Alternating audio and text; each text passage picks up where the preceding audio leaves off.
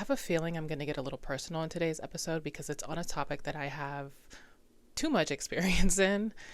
We're talking about unconditional love, a notion that I got beef with. We're going to talk about how unconditional love is absolutely a dangerous delusion. I know we all want to be loved for our quirks and imperfections. Listen, there are nights that I snore like a generator, okay? And I would love to be loved through that, but that's not what I'm talking about. Somewhere along the way, we have drifted from what the intent of unconditional love was supposed to be, right? It has been subconsciously shoved down our throats through music and movies and social media and even well-meaning parents and family members and friends, even religion. What's happened is this definition has shifted from us wanting to be loved wholly for who we are and translated into a love without boundaries or expectations. We have now been conditioned to accept every flaw, every hurtful word, every selfish act in the name of unconditional love, and in reality, there's no love in that.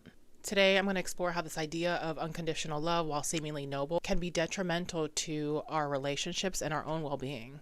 But don't worry, I'm not advocating for coldness or indifference. I just want to discuss a more realistic approach to love and even friendship, right? I think we think about context only in the romantic sense, but really it can be applicable to friends or any type of interpersonal relationship. But I want to talk about how we can continue to love others while keeping our well-being intact and the well-being of those around us. So you know what time it is. It's time to tune in and shift with me.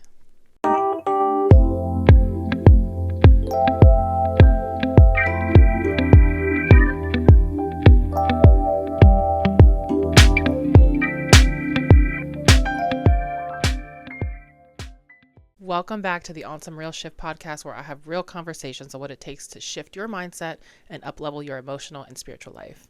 I'm your host, Vanessa. I am a certified life coach, mindset coach, NLP practitioner, Reiki and sound bath healer, but most importantly, I am a student of the university. Welcome back. Episode 3. I'm excited. I can't believe it. This podcast is a labor of love to my old self, my current self, and my future self. And in turn, a labor of love for anybody who listens. So thanks for being here. As a certified lover girl, like for real certified lover girl, this notion of unconditional love makes my eye twitch. I guess we should start with a definition from the highly reputable Google. It says, unconditional love is love that is given without conditions or expectations. It's the act of loving someone for who they are, regardless of their actions or circumstances. Recently, I heard a well-known public figure speak on the topic of unconditional love. I only saw a clip, and it was like 20 or 30 seconds. So if you know the person or the clip that I'm talking about, and I have missed something, some context related, feel free to enlighten me in the comments below. I'm just having a hard time understanding what context could possibly be missing from what I heard to make what they said okay. I'm going to read this verbatim. Love is unconditional. If there are conditions on it, it's a contract. They then go on to say, when you love someone, you are 100% unapologetically and unconditionally committed to that person's best interest, even if it's your loss. Absolutely not. A love where I have to abandon my standards or boundaries is a love that I want no parts of, and you shouldn't either. Where's the love in that? Why on earth would I want my partner to abandon their needs for my sake? Ew.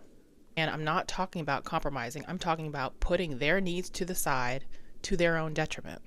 I'm talking about constantly accepting behavior that is not in alignment for your highest good. Why? Why would we do that? Behavior that is disruptive to your spirit, disrespectful, or just plain below or outside of your standards. Why would we want that? But let me step back because I really was somebody who was on this unconditional love train for way too long. A love without boundaries, conditions, expectations, whatever you want to call them, is a recipe for unmet needs and resentment at best. But more dangerously, it can lead to the worst heartbreaks or even abuse.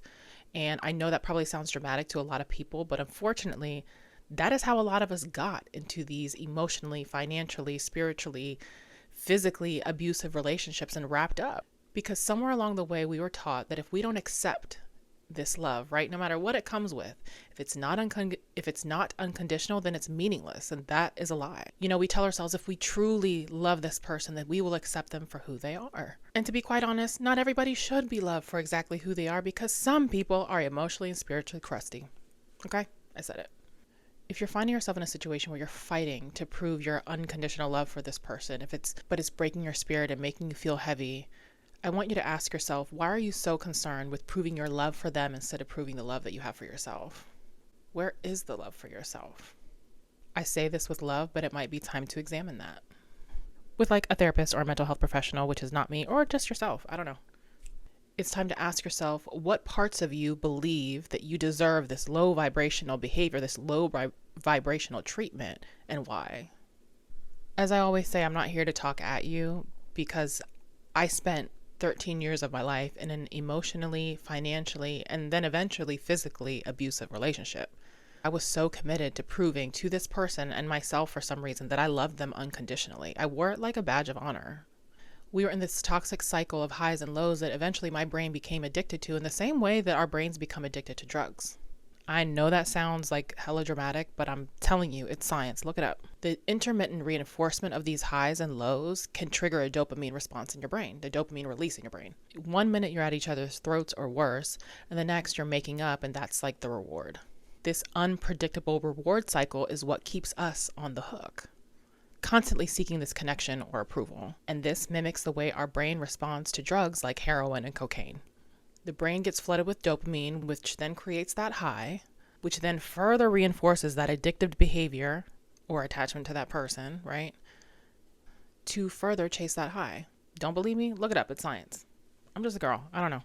I'm no longer accepting shitty behavior in the name of love, and neither should you.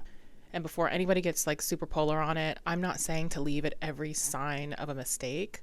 But what I am saying, we have boundaries to set, and it is up to us not just to set them, but communicate them and enforce them. I think part of the problem is the connotation, right? The negative connotation that is associated with the word boundaries or conditions, because when you think of these words, you automatically are thinking a stop sign, when in reality, they are love letters to those around us that outline the blueprint of what it takes for them to be in our lives. Communicating our boundaries, our standards, whatever you want to call them, is a huge act of love for the other person. It says, hey, I want you in my life. These are the rules of engagement. I'm giving you the do's and don'ts clearly so you know how to treat me that is in alignment with my highest self, and so that you don't jeopardize your position in my life. Not only is it showing me that you love me, but more importantly, it's showing me that you respect me.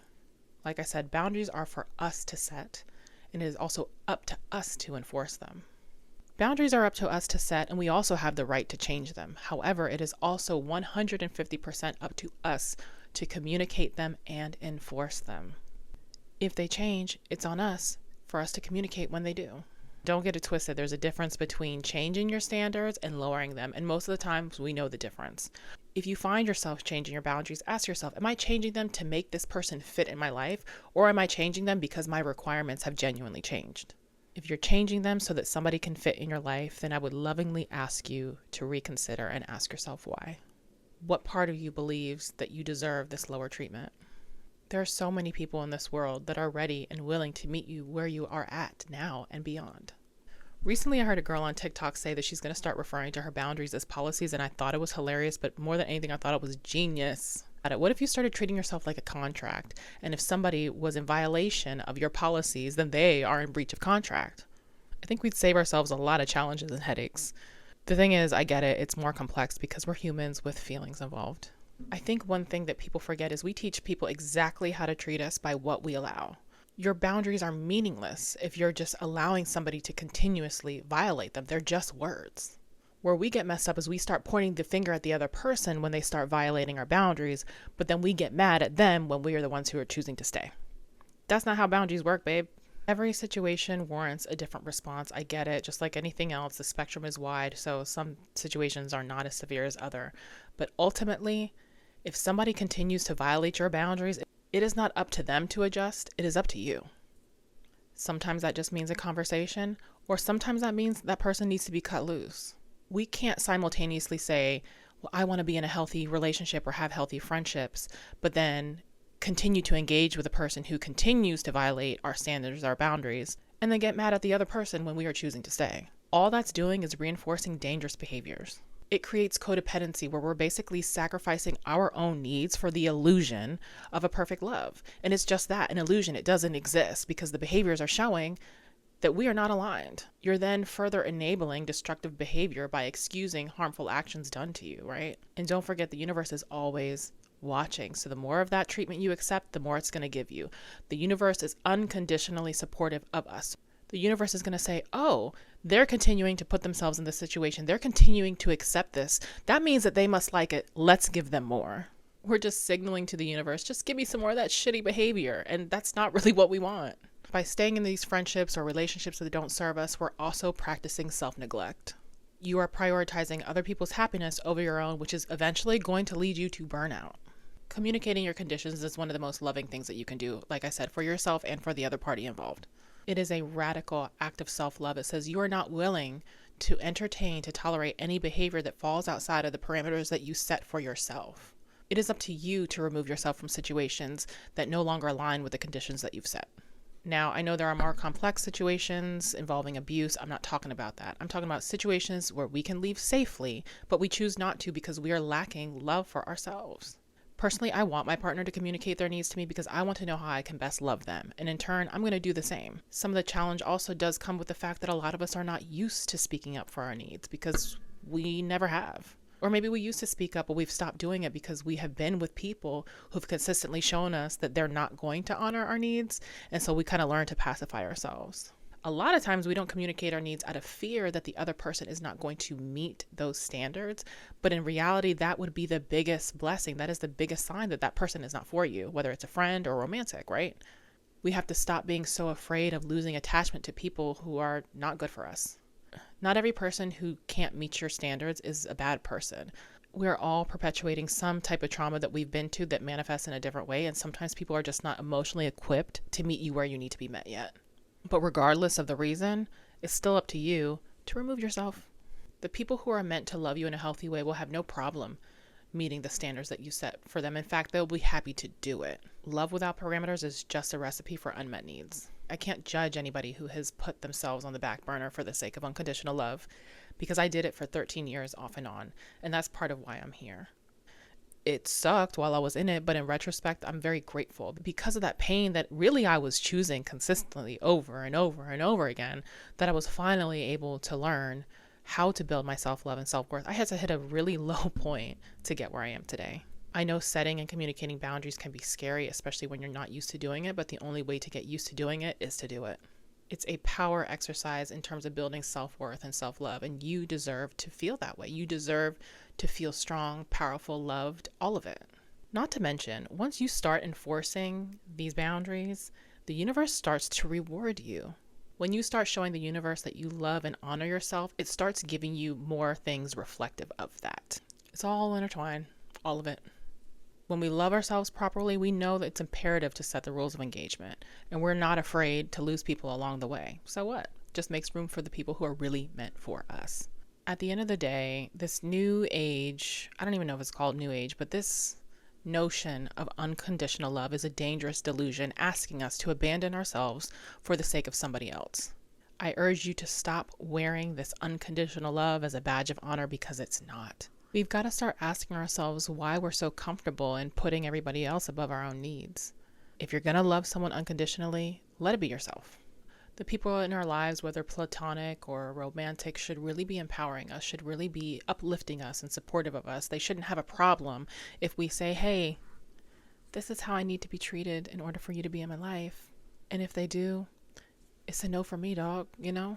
I hope this episode has sparked some thought-provoking questions about the nature of love and the way that you're operating in it. Love is essential, but it's important that we recognize that all love is not good love. Sometimes bad behavior and codependency is masked in this boundless love. You deserve to be respected, uplifted, emotionally, physically, and spiritually safe. Until next time, peace.